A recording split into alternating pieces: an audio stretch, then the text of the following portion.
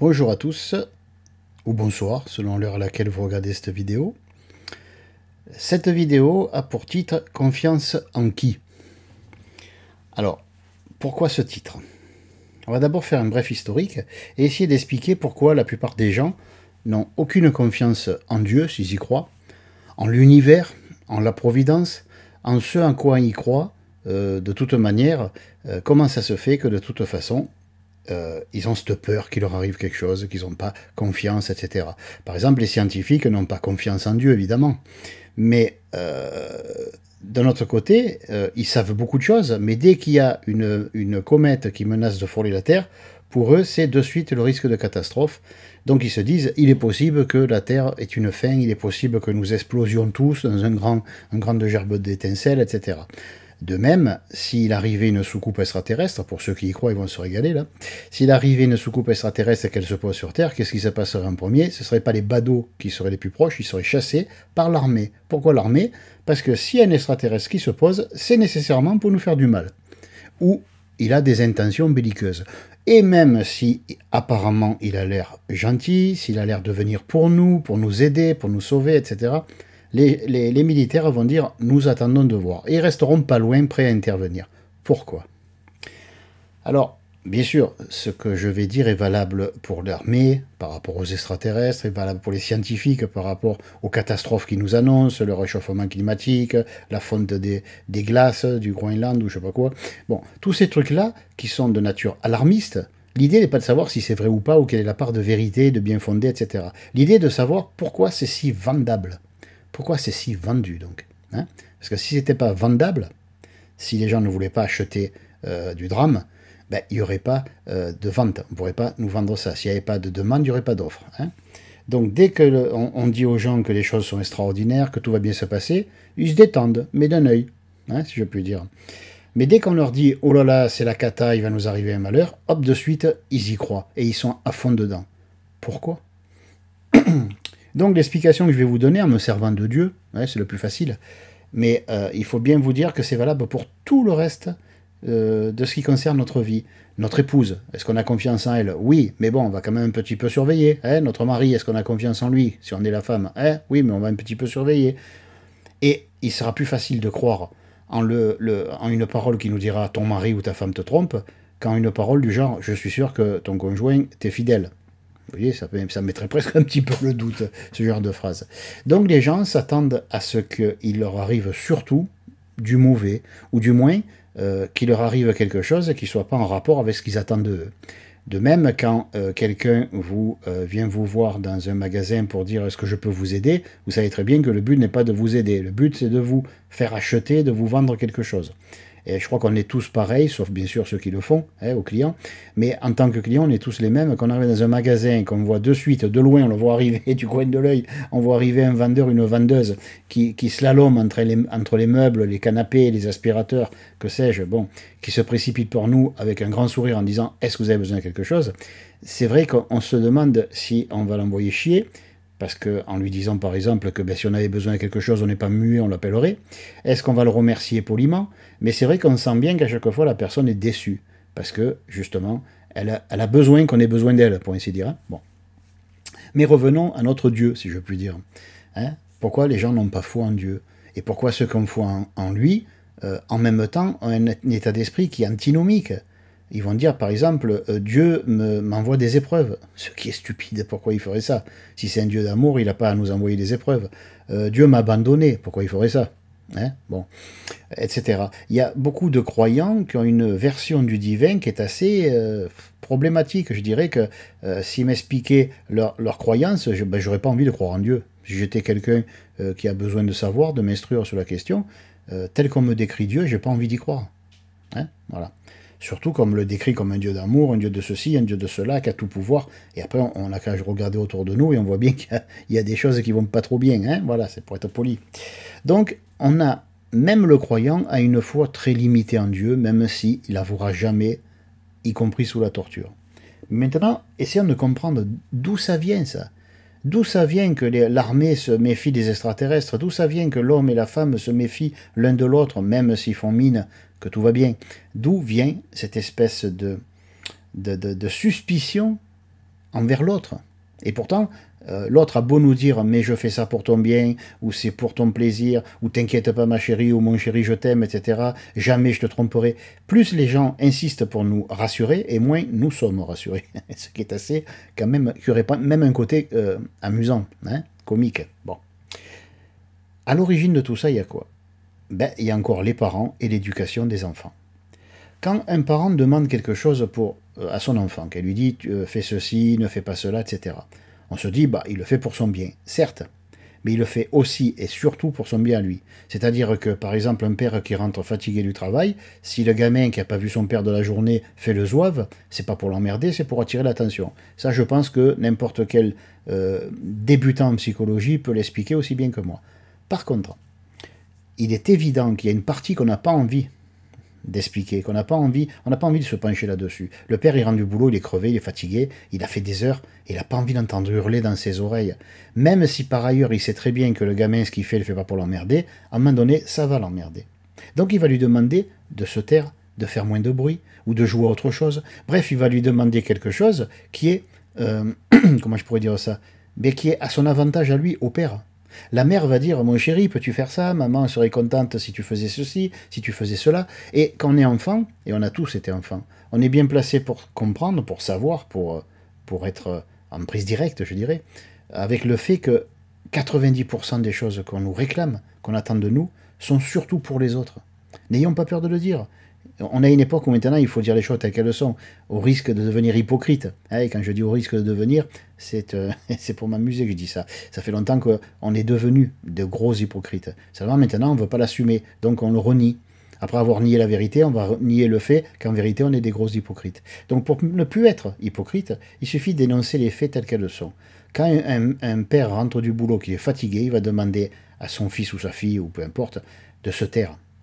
Si la mère prend le relais et qu'elle est restée là à la maison, par exemple, qu'elle est peut-être un peu moins fatiguée, même si elle l'est par ailleurs, parce qu'elle a son boulot, sans doute peut-être même plus que l'homme, peu importe, mais elle va prendre toujours la défense de son enfant. Pourquoi?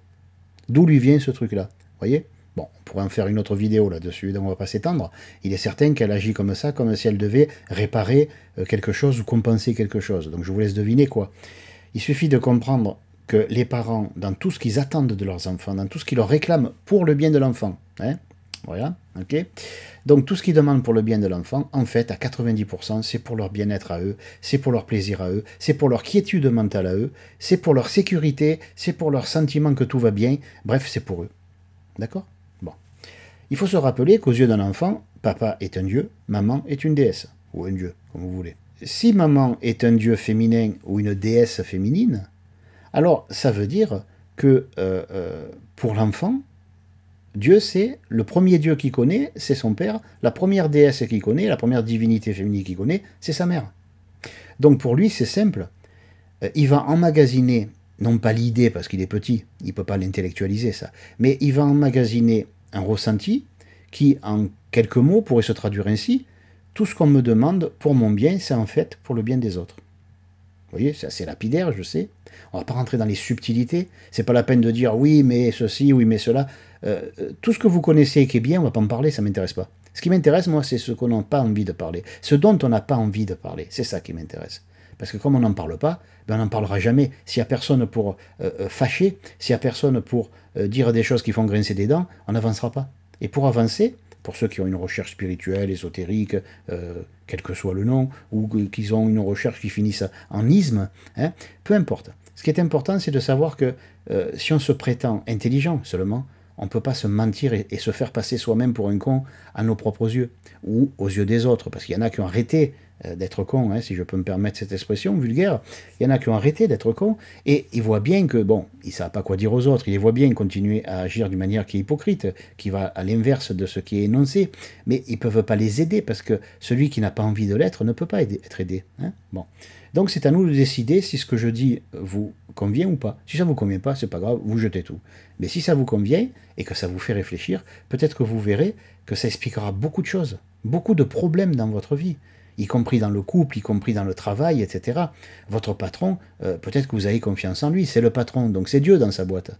Mais d'un autre côté, rappelez-vous vos parents quand ils vous demandaient quelque chose, c'était pas pour votre intérêt, sûrement pas. C'était pour son intérêt à lui. Et bien sûr, s'il était malin, il n'allait pas vous dire « Tiens, c'est que pour ma gueule, tu vas faire ci, tu vas faire ça, ça va te faire plus de boulot, tu vas en chier, mais bon, c'est pour me faire plaisir. » Il ne peut pas dire ça. Donc il va vous le vendre d'une manière qui correspond, allez, en plus grossier, à ce que faisaient vos parents. Vos parents, et cherchaient à vous amadouer, à vous baratiner, et bref, ben, quelque part, à vous manipuler. Hein. Et le fait de rajouter que c'est pour le bien de l'enfant, ça justifie rien du tout. Juste, ça permet aux parents de bien dormir la nuit, c'est tout. Hein, voilà. Après, je ne dis pas que tous les parents sont comme ça, mais je dis que la plupart des parents sont comme ça, qu'ils le veuillent ou pas, qu'ils le reconnaissent ou non. Après, il y a des parents parfaits. Je vous laisse libre de vous mettre dedans le lot de ces parents-là, hein, de ces oiseaux rares. Mais moi, je parle pour monsieur et madame tout le monde. Donc, pour monsieur et madame tout le monde, qui a un enfant, tout ce qui lui sera dit, tout ce qui sera fait, c'est pas nécessairement pour son avantage. Parce que si l'enfant ne veut pas aller à l'école, on va dire il est petit, il sait pas. Ben, il a beau être petit, il n'est pas con. S'il n'aime pas ce qu'il ressent tandis qu'il est à l'école et qu'on l'oblige à y aller, c'est pour faire plaisir à qui? À lui plus tard? Mais il n'est pas à lui plus tard. Il est lui maintenant.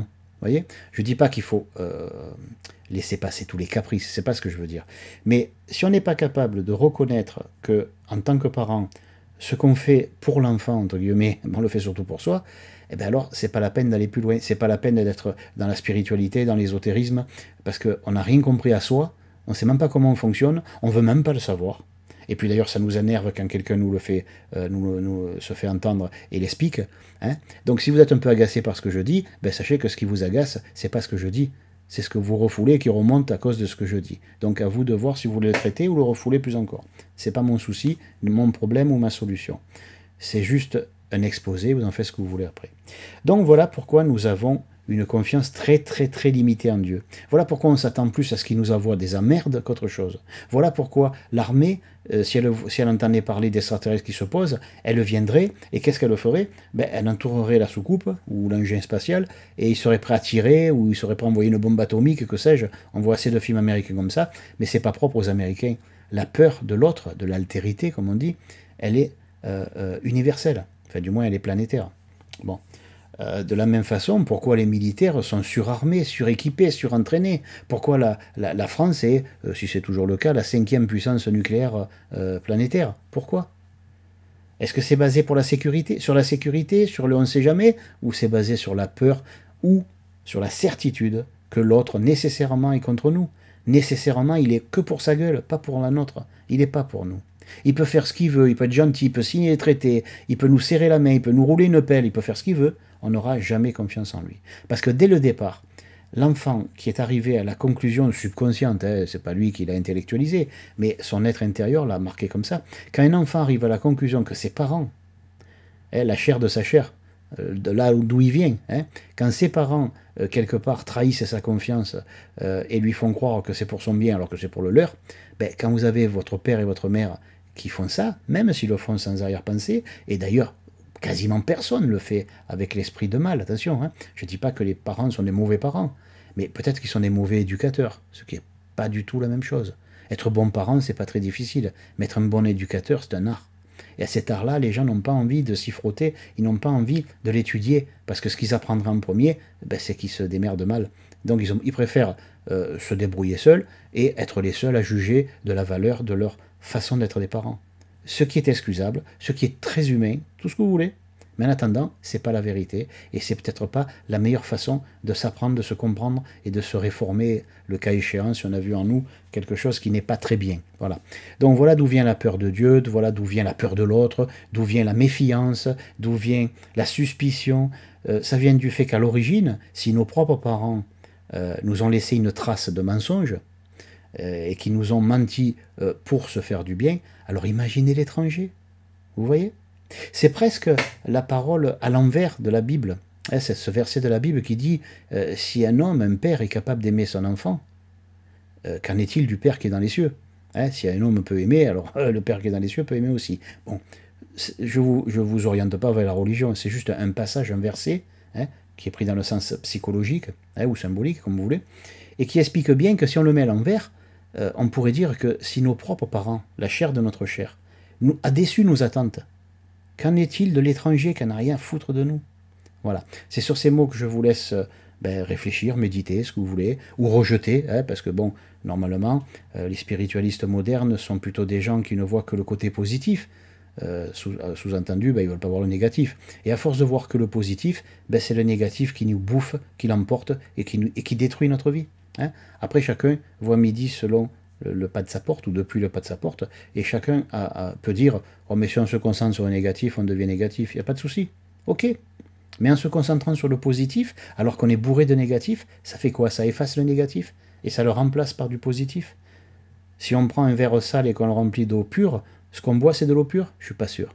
Voilà. Et comme ce qui est en haut et comme ce qui est en bas, voilà, si on a la prétention d'être ésotériste, d'être spiritualiste, d'être que sais-je encore, on est obligé d'avoir un minimum, non pas de fierté, d'amour propre, mais de probité morale. Voilà, même si ce mot ne veut plus dire grand-chose.